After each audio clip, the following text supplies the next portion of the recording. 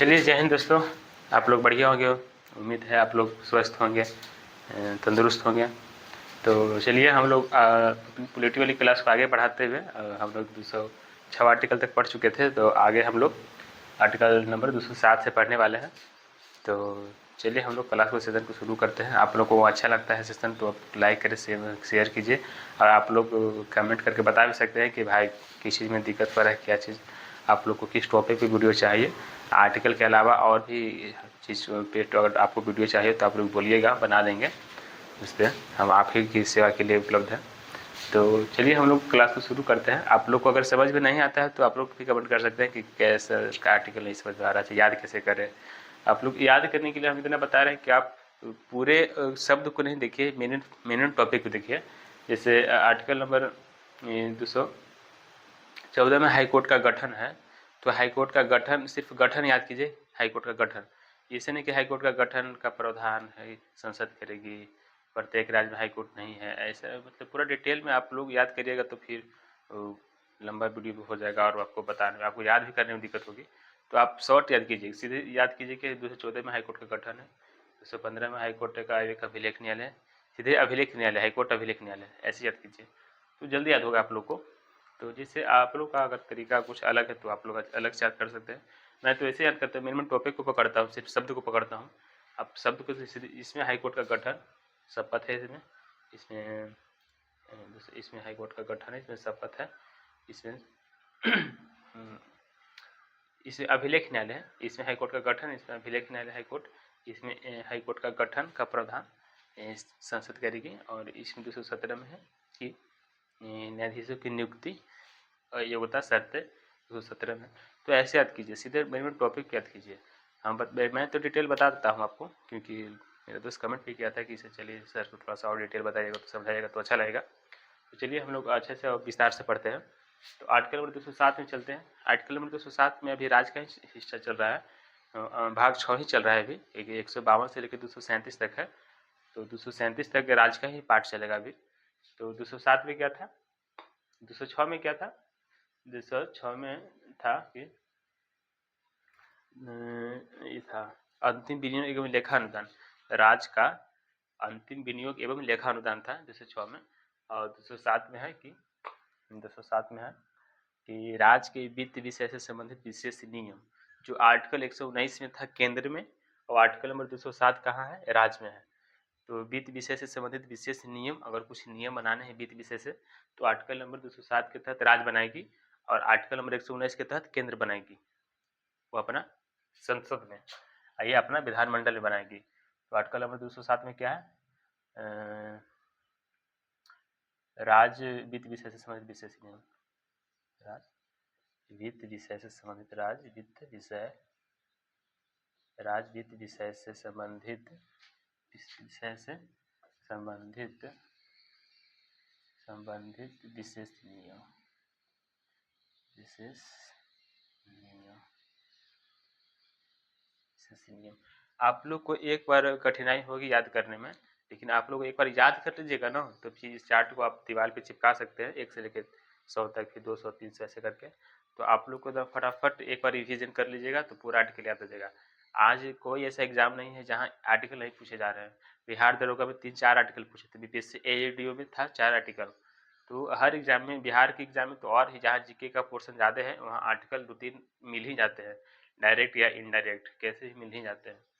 तो मेरे बिहार दरोगा के एग्जाम में आर्टिकल नंबर 188 पूछा था, क्योंकि विधानमंडल का शपथ था। मेरा वो गलत हो गया था, क्योंकि हम एक आर्टिकल 160 था कि उस टाइम याद करके गए थे।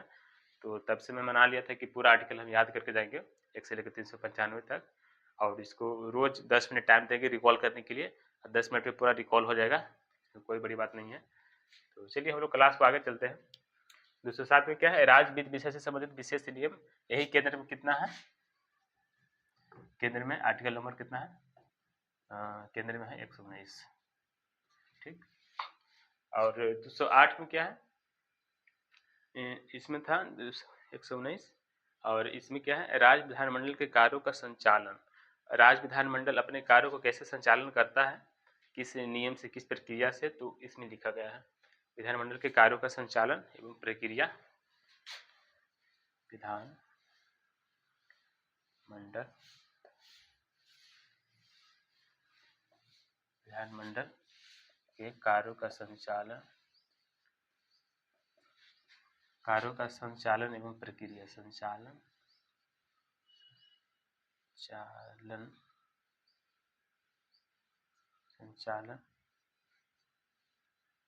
संचालन एवं प्रक्रिया चलिए हो गया। 208 में 209 में है कि 209 में है कि राज्य सेवा में नियुक्त व्यक्तियों को वेतन भत्ते, जो राज्य में जैसे काम करने किसी भी पद पर, तो उनके वेतन भत्तों का निर्धारण विधानमंडल करेगी।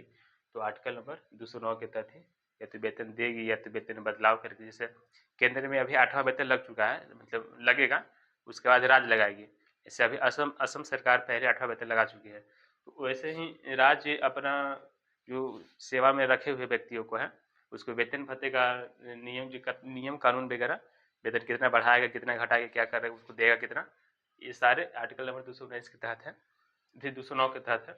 तो आर्टिकल नंबर 209 में क्या है, राज्य सेवा में नियुक्त व्यक्तियों का वेतन भत्ते, जो राज्य में काम कर रहे व्यक्तियों को वेतन भत्ते देगा आर्टिकल 219 के तहत। राज्य सेवा में नियुक्त व्यक्तियों का वेतन भत्ते, राज्य सेवा में नियुक्त व्यक्तियों का वेतन भत्ते, नियुक्त व्यक्तियों का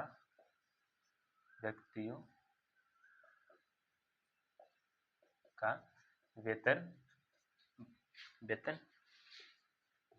भत्ते।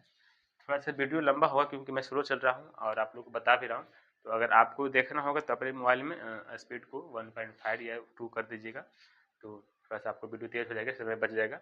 मैं थोड़ा सा डिटेल बता दे रहा हूँ, अगर आपके पास टाइम है तो आप अच्छे से सुन सकते हैं इसको, तो अगर आप इसको स्पीड में बढ़ा भी सकते हैं। आर्टिकल नंबर 210 में क्या है, राज्य विधानमंडल की भाषा, जैसे उसमें था 110, उसमें था 120 में था, केंद्र में था 120 में कि संसद की भाषा। तो आर्टिकल 210 में क्या है, राज्य विधानमंडल की भाषा।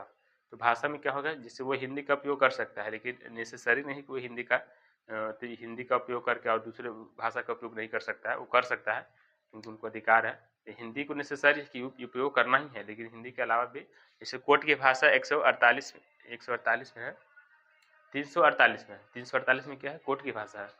तो कोर्ट अपने जैसे उनको नेसेसरी है कि इंग्लिश यूज करेगा, लेकिन वो वैधानिक रूप से नहीं है, उसको संसद चेंज भी कर सकती है। तो वैसे ही इसमें है क्या, विधानमंडल की भाषा, तो विधानमंडल की भाषा हिंदी ही है, लेकिन वो चाहे तो दूसरे भी भाषा का उपयोग कर सकता है, उस पर आप उसको रोक नहीं लगा सकते हैं। आर्टिकल नंबर 210 में क्या है, राज्य विधानमंडल की भाषा, राज्य विधानमंडल, राज्य क्या विधानमंडल की भाषा सीधे लिखते हैं, विधानमंडल की भाषा हिंदी, विधानमंडल की भाषा हिंदी। 211 में क्या है, 211 में है कि विधानमंडल के सत्र में अगर किसी भी न्यायालय के, जैसे राज्य हाईकोर्ट के न्यायालय के न्यायाधीशों के आचरण की चर्चा पर रोक लगाती है। तो आप किसी भी सत्र में किसी भी न्यायालय के न्यायाधीश के आचरण पे आप मतलब आचरण की चर्चा नहीं कर सकते हैं, वो कहा गया है आर्टिकल 211 में कि इस सत्र में हाईकोर्ट के न्यायाधीशों की आचरण की चर्चा पर रोक। 211 में क्या है, सत्र में न्यायाधीश के आचरण की चर्चा पर रोक। न्यायाधीश मतलब समझ जाइए, न्यायाधीश मतलब हाईकोर्ट यहाँ कह रहा है, उसमें क्या था, केंद्र में था आर्टिकल नंबर कितना था, आर्टिकल नंबर था याद नहीं आ रहा, आप लोग देख लीजिएगा, मैं लिखा चुका हूँ, उसमें अलग है इसमें अलग है, ठीक, इसमें हाई कोर्ट का है, उसमें सुप्रीम कोर्ट का है। 211 में क्या है, सत्र में 221 में 121 में आर्टिकल नंबर 121 में कि संसद में किसी भी सुप्रीम कोर्ट के न्यायाधीश के आचरण की चर्चा पर रोक लगाती है। और आर्टिकल 211 में क्या है कि हाई कोर्ट के न्यायाधीश के आचरण की चर्चा पर रोक लगाती है सत्र में न्यायाधीश के आचरण या चर्चा पर रोक लगाती है, आचरण चर्चा पर रोक, अध्ययन की चर्चा पर रोक लगाती है। जैसे अगर किसी भी न्यायाधीश की अगर वहाँ चर्चा हो रही है सत्र में, तो न्यायालय इस पर रोक लगा सकती है कि 8 किलो 211 के तहत कि आप वहाँ चर्चा नहीं कर सकते हैं। अगर आपको हटाना है तो विधेयक पेश कीजिए और महाभियोग की प्रक्रिया जैसा है विधेयक उसको हटाइए। फिर तो 211 में क्या हो गया, सत्र में न्यायाधीश के आचरण की चर्चा पर रोक लगाती है। 212 में है अब जो सत्र चल रही है विधानमंडल में, तो उसकी कार्यवाही या वैधता पर सुप्रीम कोर्ट मतलब हाई कोर्ट उस पर सवाल नहीं उठा सकती। हाई कोर्ट का हस्तक्षेप नहीं होगा। कहने का मतलब है कि सत्र की कार्यवाही वैधता पर,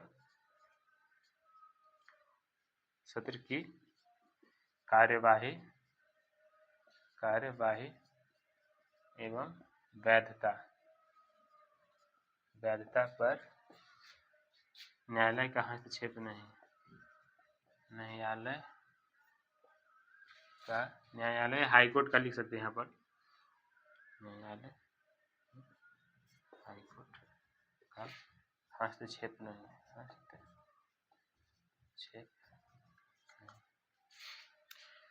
212 आप लोग समझ गए क्या था। यहाँ पर कह रहा था कि न्यायाधीश की चर्चा पर रोक लगा रही थी सत्र में, और यहाँ पर क्या है कि सत्र की कार्यवाही पर न्यायाधीश को हस्तक्षेप किया जा रहा है। मतलब आप मेरे में सवाल नहीं उठा सकते हैं, आपका मैं सवाल नहीं उठा सकता हूँ, इसमें कहा गया। ठीक। 213 में क्या है, 213 में है राज्यपाल का अध्यादेश। जैसे उसमें क्या था, क्या बोलता है, 123 में था, राष्ट्रपति का था 123 में, और यहाँ कितना है 213 है। इसी को उल्टा आप लोग याद भी किए होंगे, तो इसको उल्टा कर देता है कि 123 कर देता है, एक को इधर कर देता है, दो को इधर कर देता है, तो 123 हो जाता है। तो क्या है, राज्यपाल का अध्यादेश है। इसमें राज्यपाल का अध्यादेश है, राज्यपाल का अध्यादेश। यहाँ पर केंद्र में राष्ट्रपति का 123 है। चलिए 214 में चलते हैं। अब यहाँ से शुरू हो जाएगी हाई कोर्ट। आर्टिकल नंबर 214 के बाद क्या है, हाई कोर्ट है। 213 तक राज्यपाल का अध्यादेश था, उसके बाद यहाँ पर हाई कोर्ट आ जाएगी। जैसे 124 में वहाँ हाई कोर्ट था केंद्र में, सुप्रीम कोर्ट था 124 से, यहाँ 214 से क्या था, हाई कोर्ट है। रिलेट करके पढ़िएगा तो आपको भी याद हो जाएगा और हमें भी डिस्कशन में याद हो जाता है। 214 में क्या है, हाई कोर्ट का प्रत्येक राज्य में एक हाई कोर्ट का प्रावधान है। 214 में क्या है, प्रत्येक राज्य में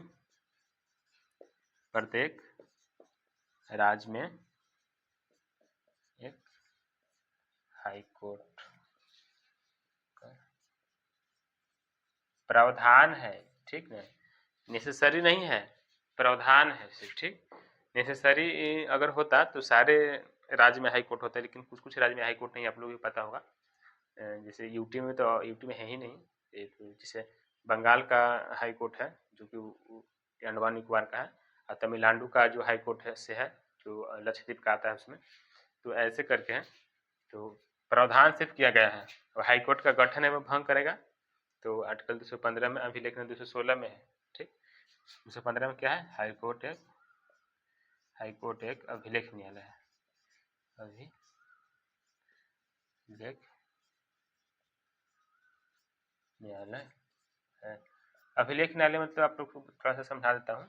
अभिलेख न्यायालय मतलब क्या होता है कि हम जो कानून बनाए, हाई कोर्ट ने जो कानून बनाया है, जो हाई कोर्ट से नीचे वाले कोर्ट है, डिस्ट्रिक्ट कोर्ट या डिस्ट्रिक्ट कोर्ट से भी जो लोकल कोर्ट आते हैं, तो उनको ये मानना होगा। जैसे किसी भी दहेज प्रथा पे कानून बना दिया, चाहे किसी भी मतलब मुद्दा पर ये अथी बनाए हैं, कानून बनाए हैं हाई कोर्ट, तो ये अभिलेख न्यायालय मतलब क्या है, जो बोल दिया सो कानून बन जाएगा, जो नियम बन जाएगी। जैसे सुप्रीम कोर्ट एक अभिलेख न्यायालय है। ठीक, सुप्रीम कोर्ट अभिलेख न्यायालय कितने में है, 124 से 129 में है, 129 में अभिलेख न्यायालय है सुप्रीम कोर्ट। यहाँ हाई कोर्ट कितने में है, 215 में है। तो जो नियम बना दिया सुप्रीम कोर्ट वो सारे हाई कोर्ट को मान्य होंगे। अभिलेख न्यायालय है तो किसी भी मतलब मुद्दा पर, और यहाँ पर हाई कोर्ट एक अभिलेख न्यायालय, हाई कोर्ट जो कानून बना दिया, तो इससे नीचे वाले कोर्ट जितने भी हाई कोर्ट हैं या डिस्ट्रिक्ट कोर्ट हैं, या डिस्ट्रिक्ट कोर्ट से भी नीचे जो लोअर कोर्ट आते हैं अनुमंडल का, तो उनको ये मानना होगा। अभिलेख न्यायालय के कहने का मतलब यही है, ठीक। जो नियम हम बनाए वो हमारे से नीचे वाले मानेंगे, उस पर फिर दोबारा मतलब दोबारा उस पर मतलब बहस नहीं होगी। जो एक बार कानून बन गया उसी के हिसाब से चलेगा नीचे भी। 215 में ये कहा गया है, एक अभिलेख न्यायालय है। 216 में हाईकोर्ट का गठन। अब इसमें कहा गया है, यूपी में तो यूपी में है ही नहीं, एक जैसे बंगाल का हाईकोर्ट है जो कि अंडमान निकोबार का है, और तमिलनाडु का जो हाईकोर्ट है से है जो लक्षद्वीप का आता है उसमें। तो ऐसे करके है, तो प्रावधान सिर्फ किया गया है और हाईकोर्ट का गठन है वो भंग करेगा। तो आर्टिकल 215 में अभिलेख 216 में है, ठीक। 215 में क्या है, हाईकोर्ट एक अभिलेख न्यायालय है, अभिलेख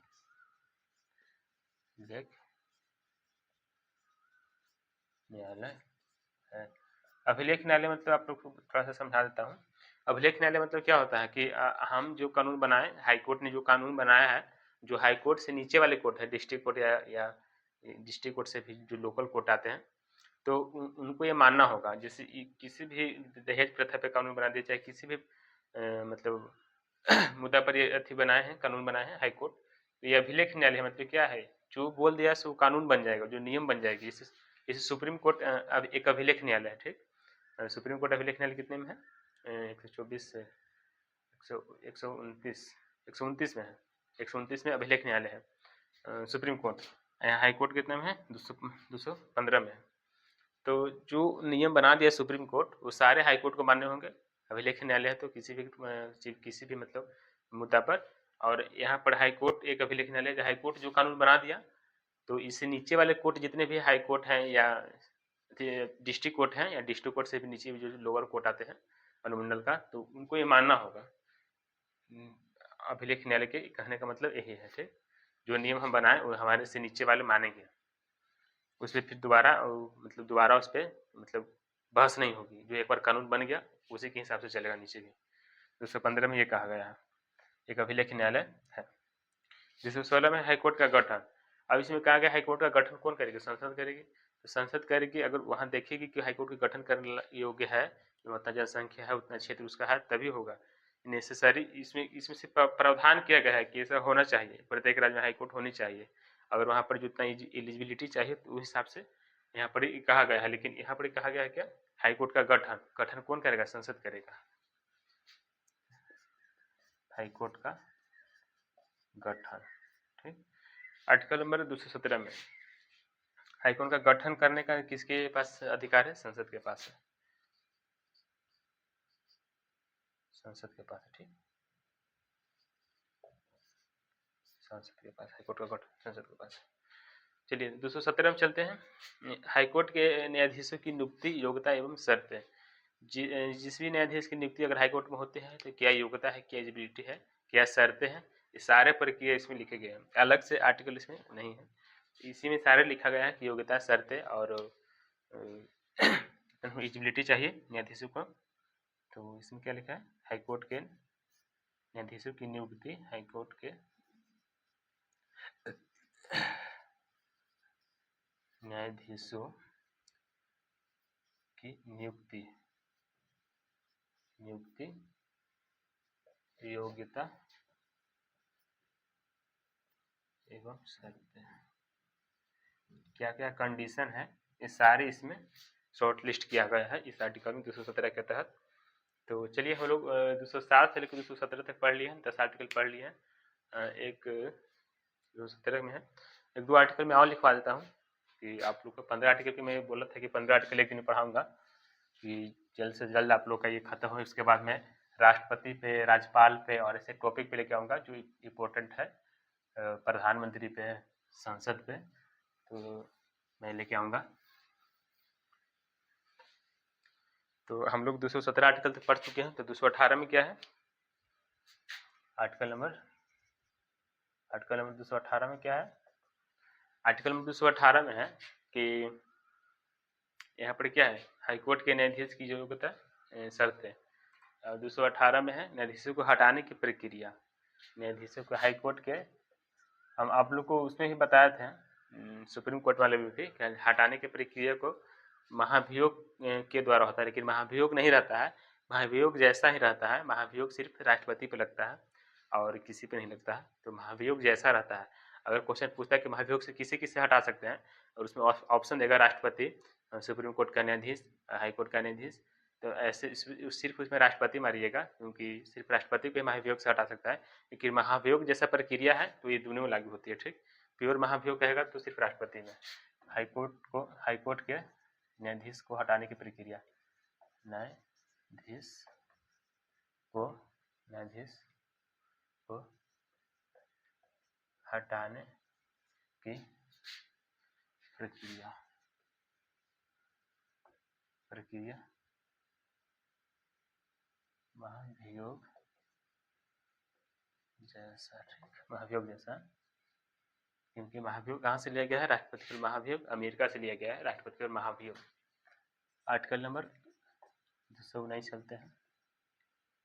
आर्टिकल नंबर 219 में कहा गया है कि जो भी न्यायाधीश है वो शपथ लेंगे, अपनी पद का शपथ लेता है हर कोई। उस पद का शपथ इसमें है, हाईकोर्ट के न्यायाधीश के शपथ है, हाईकोर्ट के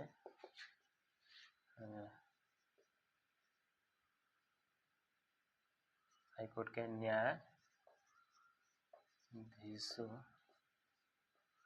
का शपथ है। ठीक, इसको नहीं, चलिए यहीं तक रहने देते हैं। 13 आर्टिकल हो चुका है। आर्टिकल नंबर 220 भी लिख लीजिए। आर्टिकल नंबर 220 क्या है? आर्टिकल नंबर 220 में कहा गया है कि आर्टिकल नंबर 220 में है 219 में हाईकोर्ट के न्यायाधीश के शपथ। आर्टिकल नंबर 220 में कहा गया है कि दोबारा अभ्यास पर रोक लगाती है। जैसे आप रिटायर हो चुके हैं तो आप फिर से फॉर्म भर रहे हैं, अगर आपको क्षमता है कि हम अभी वकालत कर सकते हैं तो फिर से आप फॉर्म भर रहे हैं हाईकोर्ट में, तो इसी को यहाँ पर ही रोकता है कि दोबारा अभ्यास पर रोक है। दोबारा मतलब आप रिटायर होने के बाद भी दोबारा अभ्यास नहीं कर सकते, दोबारा अभ्यास पर रोक। दोबारा न्यायाधीशों को